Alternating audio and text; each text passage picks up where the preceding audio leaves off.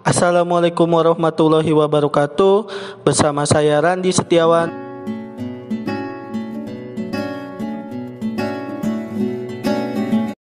Pada materi kali ini saya akan membahas tentang gelombang elektromagnetik.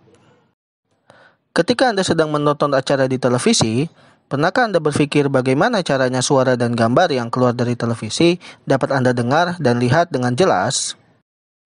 Gelombang yang diterima pada televisi Anda termasuk ke dalam gelombang elektromagnetik. Teknologi komunikasi saat ini tidak dapat lepas dari peranan gelombang elektromagnetik. Pemakaian telepon seluler atau telepon genggam sebagai sarana telekomunikasi menjadikan komunikasi lebih mudah dan efisien.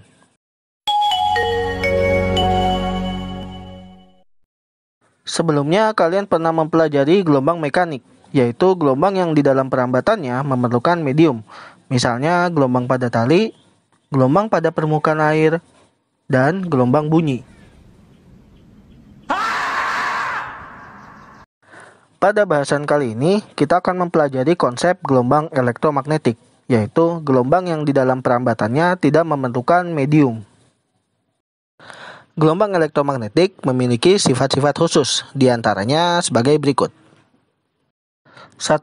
Gelombang elektromagnetik tidak membutuhkan medium dalam merambat. Dari sifat inilah dapat dijelaskan mengapa gelombang elektromagnetik dapat merambat dalam suatu medium maupun ruang hampa. 2. Gelombang elektromagnetik tidak dibelokkan oleh medan listrik maupun medan magnet. Sifat ini juga dapat membuktikan bahwa gelombang elektromagnetik tidak bermassa dan tidak bermuatan, karena medan magnet dan medan listrik hanya mempengaruhi partikel yang bermuatan. 3. Gelombang elektromagnetik termasuk ke dalam gelombang transversal. Seperti halnya gelombang transversal lainnya, maka gelombang elektromagnetik dapat mengalami pemantulan, pembiasan, interferensi, difraksi, dan juga polarisasi. Gelombang elektromagnetik adalah suatu bentuk energi, umumnya dihasilkan oleh elektron-elektron yang bergetaran. Gelombang elektromagnetik dipancarkan oleh benda alam seperti matahari. Ada juga yang dapat dihasilkan oleh alat buatan manusia, misalnya gelombang radio. Yang membedakan gelombang-gelombang elektromagnetik adalah frekuensi dan panjang gelombangnya. Berikut adalah spektrum dari gelombang elektromagnetik. Berikut ini penjelasan untuk masing-masing dari gelombang elektromagnetik. Sinar gamma. Sinar gamma merupakan salah satu spektrum gelombang elektromagnetik yang memiliki frekuensi paling besar dan panjang gelombang paling kecil. Sinar gamma memiliki daya tembus yang sangat kuat, sehingga mampu menembus logam yang memiliki ketebalan beberapa sentimeter. Dalam film Marvel, sinar gamma dapat membuat orang menjadi Hulk.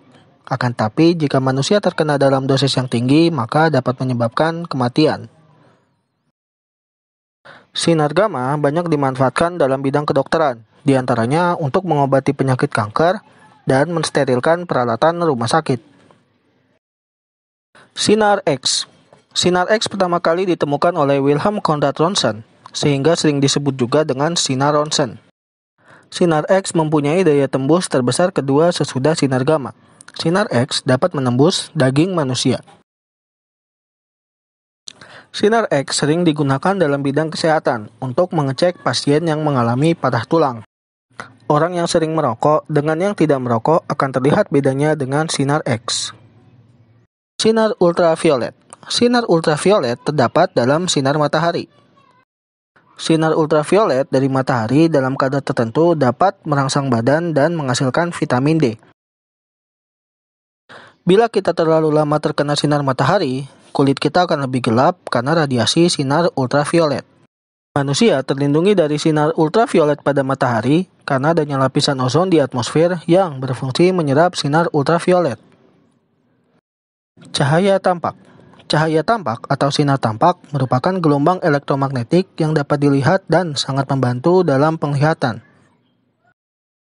Sinar tampak terdiri dari berbagai warna, yaitu merah, jingga, kuning, hijau, biru, nila, dan ungu, atau biasa disebut dengan Mejiku Hibiniu.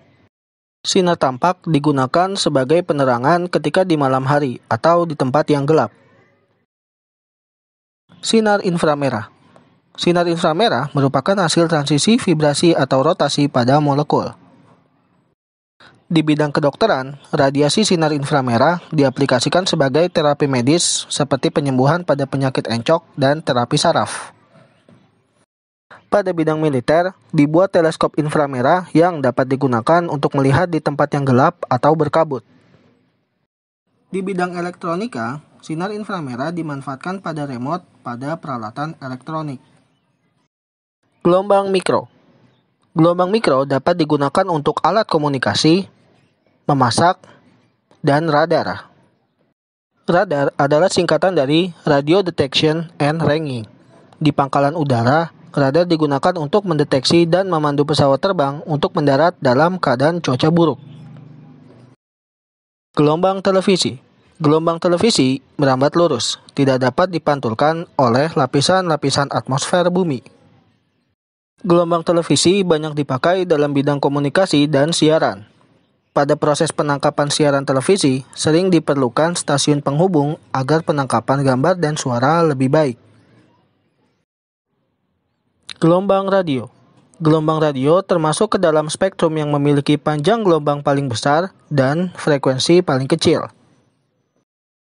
Gelombang radio dipancarkan dari antena pemancar dan diterima oleh antena penerima. Luas daerah yang dicakup dan panjang gelombang yang dihasilkan dapat ditentukan dengan tinggi rendahnya antena. Terima kasih sudah menonton videonya. Like jika kalian suka, komen untuk memberikan saran, serta subscribe agar saya makin semangat bikin videonya. Sekian, wassalamualaikum warahmatullahi wabarakatuh.